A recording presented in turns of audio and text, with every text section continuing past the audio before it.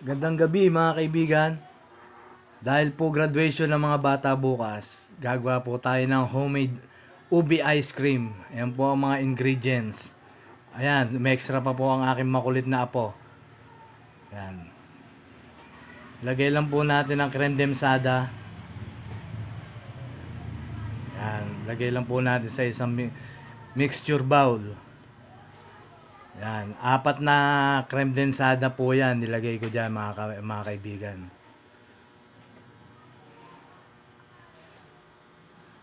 Yan. 4 na creme demsada. Yan, pang-4 na po yan. Tapos, i-mix lang po natin gamit po ang ating hand mixer. Mga 10 minutes po natin i-mix yan. Hanggang sa maging mabago yung texture ng ating creme demsada. Mga 10 minutes po. Yan. Mix lang po natin yan, creme demsada. Request po ng mga bata yan bukas kaysa po bumili tayo, gumawa na lang po tayo para mas marami pa, mas marami silang makakain. Yan, nabago na po yung texture mga kaibigan ng creme densada. 10 minutes ko po yung minix. Hoy, na-extra pa ako mga kaibigan. Seryoso. Yan, mix lang po natin yan mga kaibigan. Yan. Yan, nilagay ko na po yung isang latang ubi condense.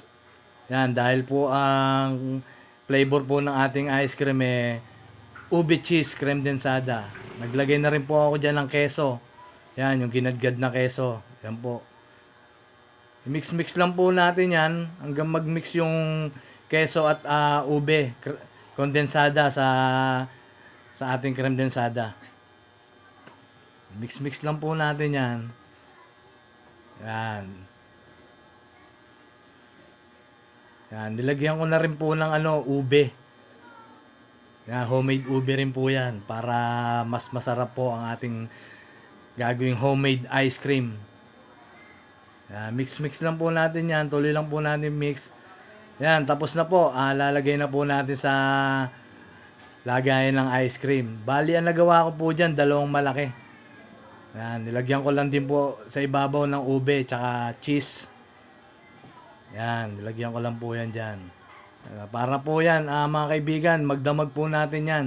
Ilalagay sa freezer para bukas po ready na. Bali bukas po, iaano ko po sa inyo yan. Pakikita ko po sa inyo, ibibideo ko po yung na galing na sa freezer. Yan mga kaibigan. 2 malaking galon po na ice cream na gawa ko. Yan, nilagyan ko lang po ng keso sa ibabaw para mas masarap po na pag kumain tayo may makaagat po tayong ube tsaka cheese. Yan po mga kaibigan. Tapos na po. Salamat po.